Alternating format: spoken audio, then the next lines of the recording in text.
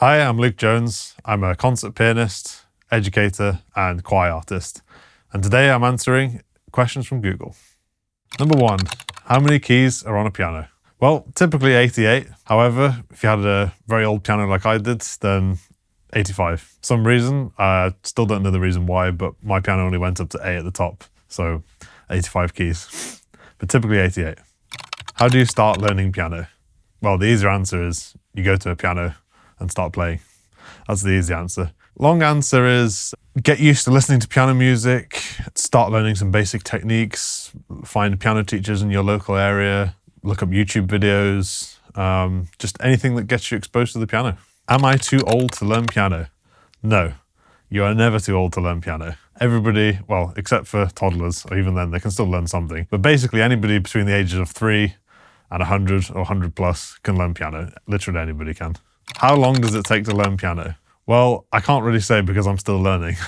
I think basically you're learning your whole life. Like any deep activity, anything that requires a lot of concentration, and it's a huge world, and you never really stop learning. If you start thinking that you know it all, then it's probably time to take up another hobby and then come back to it another time. But basically, learning the piano is a lifelong activity. I mean, there's a great quote by one of my favorite composers, Sergei Rachmaninoff, who said, basically there's more music enough for a lifetime, but there's not enough lifetime for music, essentially. How do you learn to read piano sheet music? There are a few different schools of thought on this topic. Basically, I would treat sheet music and music notation like a language. And in some ways, it's actually a lot simpler than a language. You have to learn the basics of rhythm, how to read the stave. So typically we have 5 lines, and for the piano, we usually use the treble clef and the bass clef. It's typically what we use for right and left hand in a most basic sense.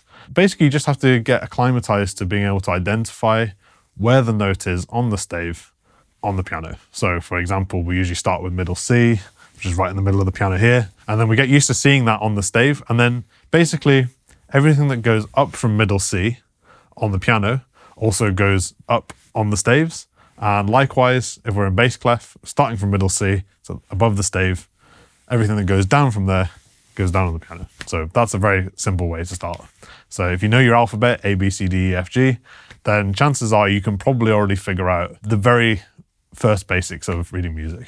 How often should you practice piano? This is a question I get asked by my students all the time, and it's the same answer every day. Every single day is most ideal. If you can't, then every other day. Basically, consistency is the most important thing to learning any skill, and piano is no exception to this. If you're able to do 5 minutes every day, that's far more valuable than doing half an hour on one day a week and then forgetting about it for the other days. Basically, when you repeat the same practice and you repeat what you learn over and over again, then it sticks. If you don't repeat it, it doesn't stick. So, if you want to become really good at the piano, then it's something you have to try and commit to, make it a part of a habit, daily habit. Should I get a digital or acoustic piano? Well, so this question really depends on your personal circumstances. I mean, obviously, as a professional pianist, I think it's really important to have an acoustic piano. However, I think digital pianos absolutely have their place. And in some cases, for some people's situations and some people's circumstances, they're actually more valuable than an acoustic piano. I think there are certain situations, for example, where, you don't have the resources available in your area for a good technician, or maybe you don't have the budget for a really good acoustic piano. The digital piano is a far better alternative than getting like an old, battered, poorly maintained acoustic piano, because the digital, they'll never go out of tune, and the action tends to stay very stable in fluctuating weather conditions like humidity and temperature and that sort of stuff. The thing about acoustic pianos is that they do require a lot of maintenance, but of course that is the authentic piano. There's no replacement for that live acoustic sound. How do you learn piano chords? The thing about chords is they're essentially just notes stacked on top of each other. The best way to think of chords is more like an assembly rather than a thing in itself. It's merely an assembly of notes. So for example, if we take a basic C major chord, so something like, C, G, that would be a sort of simple major triad. And then you can sort of stack things on top of that. So if you're learning piano chords, I mean, there are some great resources online. You can look up things like chord dictionaries, and it'll basically tell you all the different assemblies of different types of chords that you can put together. Yeah, just play around with it. I tend to find, when some students ask me about things like chords, it seems like they're trying to learn some like cheat code for playing the piano. But in reality, it's just another way of assembling notes. I mean, all music is basically this. It's just taking basic building blocks and then assembling them in different ways. So, if you want to learn piano chords, just play around with that. What is the best way to practice scales on a piano? Okay, so I often think that basically with scales, they're, coming back to this idea of like building blocks, they are, patterns of finger work that are very commonly found in, multiple pieces of music. And they're kind of like an exercise for the fingers. So I always try to recommend my students to play scales methodically. So, practice with the metronome quite often. You should always play in time, clear tone. You want to try and make your scale sound beautiful. There's a wonderful apocryphal story of one of my favorite pianists, Emil Gilels, is a great Russian pianist, who, people often said of his tone that even his scales were beautiful. And I try to think of it that way, that, use scales as an opportunity to practice the very fundamentals of playing the piano, use it as an opportunity to kind of hone in, lock into the really nitty-gritty details of actually playing the note. And then you can apply that technique to your pieces. You can apply all the techniques elsewhere. Should you look at your hands when playing the piano? Well, so the thing about this is it really depends. I'm not against people looking at the hands, but if it becomes a force of habit, then I don't think that's good. Basically, for example, if you're trying to practice with your music and you're not looking at the music because you're looking at your hands, that's bad. Vice versa, sometimes if you're always looking at the music or staring in the distance and you're not actually paying attention to what your hands are doing, there's often a lot of very important details, like technical details that you might be missing. So I would try to be intentional about when you look at your hands. Don't just do it out of a force of habit, but look at it because you're trying to actually calibrate or gauge where your hands are at within a given piece. Or, like I say, when you're practicing your scales, you kind of want to pay really close attention to, how is the hand position at the keyboard? How does it fit? Are your fingers in good positions? Are they good? Making sure the fingers don't collapse, making sure that the movement is good and it's efficient, all these kinds of considerations. So that's what I would say. When should you start learning music theory? Well, the thing about music theory is that if you're studying in a sort of traditional way, you start learning music theory from day one. Reading notation is music theory. Reading dynamics is music theory. Reading articulation marks is music theory. Basically, I try to integrate as much of the music theory detail into my teaching so that when we're doing stuff at the piano, there's always a kind of theoretical basis behind it, so that it doesn't become something that you separate as, okay, this is something I think about in abstract and I don't know how to apply it to the keyboard. No, it should be something that's actually integrated together. So it becomes like an intuitive knowledge. Sometimes, obviously, the more advanced you get, the harder it gets to do this. But quite often, theory can sometimes it can almost feel like a bit of a chore from the student's point of view. So I think it's really important to, again, integrate it into your learning so that it becomes an intuitive experience rather than something that you're trying to apply from outside. It's a bit like, for example, when you're learning a language. Of course, you do need to study grammar, but really you want to try and get to a point where the grammar becomes self-evident, something that becomes intuitively known, rather than, okay, now I am applying this grammatical rule, if that makes sense. So you need to try and integrate the whole lot. Who invented the piano and when? Bartolomeo Cristofori, who is an Italian piano maker. He's usually credited as being the inventor of the first piano. I think it was called the gravicembalo, called piano e forte. So gravicembalo is often what they call a harpsichord, which has the ability to play piano forte, so loud, soft and loud. And it was invented, if I remember correctly, around 1700. So it's been around for quite a long time. And obviously since then, it's been through many iterations. The piano has evolved dramatically since those days. The piano we play today feels and sounds quite different to the piano of that time, but the basic concept of an instrument that uses hammers against strings as opposed to plectrums, which is plectra, which is what the harpsichord used, that's been around since about 1700. How do you move a piano safely? Simple answer, don't. Get a professional. Basically, pianos are very heavy and you have to be really, really careful. Obviously, if you're talking about moving an upright piano from one part of your living room to another, get some help. Unless if you go to the gym regularly, well, maybe you can move it. It's fine. I moved my upright piano quite a few times across my living room. But generally speaking, if you're moving a piano from, say, a house to another house or down steps, absolutely get professionals to do it. I've seen piano removal companies come into a house with a grand piano, and it's like Formula One. You know, they take the legs off, they put it on its side, they take it out the door as if it's nothing. It looks like it weighs like less than a feather, but in reality, it's like half a ton of weight. You know, there's like a big cast iron frame in there. You know, if you don't know what you're doing, that can cause some serious back injuries, damage. Just don't. What's the difference between an upright and a grand piano?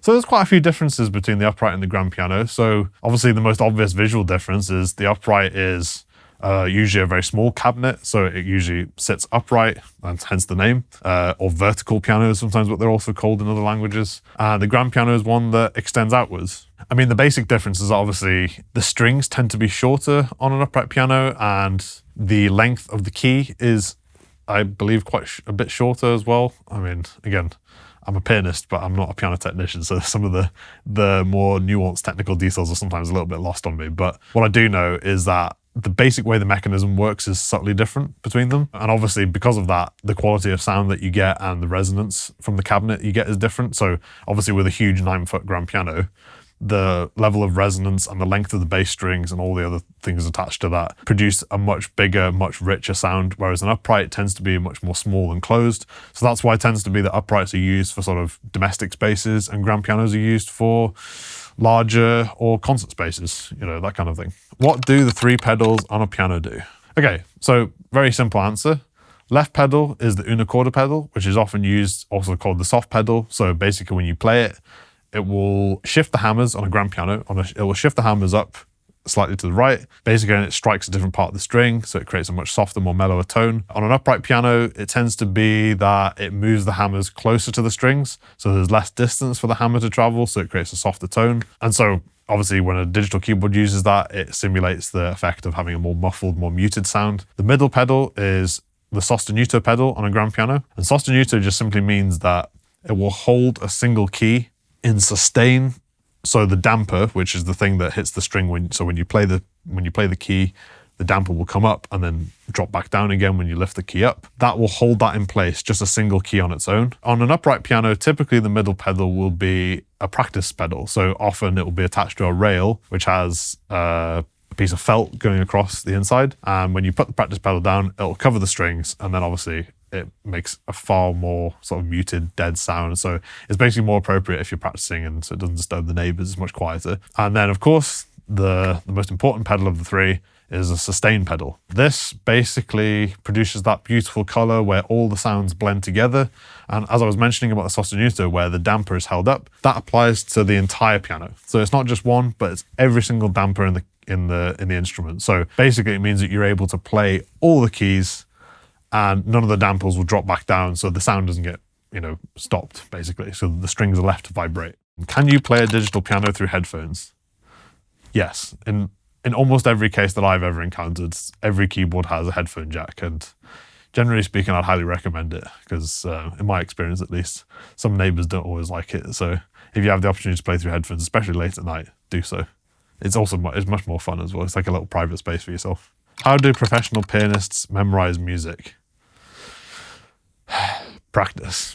That's it. Okay, that's a simple answer. The more complicated answer is, you know, there's lots of ways to memorize music. Each individual person has stronger attributes in different types of memory, and this can also change throughout your life. So, for example, when I was a child, my visual memory in particular, and I would say it's still pretty good, but my visual memory as a child was very good. So I would often visualize the piece as in the actual page and the music on the page, and I would memorize that almost like a photograph. As I've got older, I tend to integrate that aspect with oral memory, so the sound of the piece, what am I expecting the sound to come out of the instrument, you know, what kinds of, what sequence of notes am I looking for, that kind of thing. And then there's of course the kinesthetic or the muscle memory, which is basically you practice a lot and then you almost kind of get to do it by rote, where your fingers just seem to know where to go. They just seem to know what to do at the right time because you've drilled it in many, many times. And that's more related to, say, for example, like sports, where if, for example, you're playing tennis and you practice a particular serve, or like martial arts, you might practice a very specific punch or a specific kick. You know, if you do it many, many times over, that becomes the technique that is most readily available to you and you do it automatically. You don't have to think about it. So that's really important. And then of course, there's the other aspect, which is the conceptual memory. So this is the telling the story of the piece in your mind and associating all the little details that you have in the piece with the concept of it. It's a bit like when you memorize, when you remember a really important event in your life, the way you narrate that event is crucial to how you remember it. So obviously, if you remember certain details, then those are the ones that will come out more prominently than others. You know, certain things may fall to the background and some things may fall to the foreground. Part of that process of when you're memorizing is deciding what is important and what's unimportant. What do I need to make stick and what do I need to just let go? And that's really important to memorizing music. How do you make your piano playing more expressive? Well, a bit like the learning question, it's something that you learn, that you keep doing all your life, because expressiveness is a deeply subjective quality. Basically, if you want to be more expressive, you need to find more things to express. You need to deepen your understanding. You need to deepen your sensitivity. The more sensitive you are to sound, the more sensitive you are to color, the more sensitive you are to the overall concept or the overall apprehension of a piece, that's the thing that will ultimately make your playing more relatable, more comprehensible to the listener, and ultimately more expressively interesting and captivating. That's the kind of thing that you want to be looking for with expression. It's not something you tack on. You know, sometimes in my teaching practice, you know, students kind of treat expression like putting icing on a cake. It's not like this at all. It's more like when you're baking the cake, you have to think very carefully about the quality of the ingredients that you're baking in. It's not something that you put on afterwards. It's something that you put in from the beginning. And it's something you need to constantly think about and reevaluate and put into your, you know, part of your artistry.